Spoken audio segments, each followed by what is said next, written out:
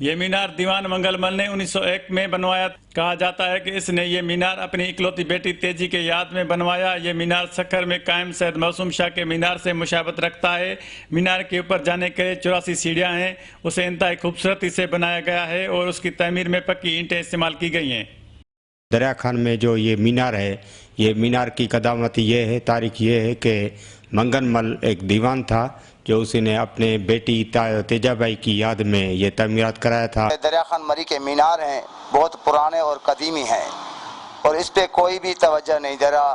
کوئی بھی محکمہ یا کوئی بھی ادارہ کبھی بھی اس نے اس کی کوئی حفاظت کی بات نہیں. دریا خان مری کا یہ قدیم مینار انتہائی خستہ حالی کا شکار ہے. اس کے کئی حصے ٹوٹ پھوٹ کر گر چکے ہیں. مقامی افراد نے مینار کی عمارت پر قبضہ کر کے اس میں مویشیوں کا باڑہ قائم کر لیا ہے. انہوں نے اندر یہ جانور وغیرہ باندھے ہوئے ہیں.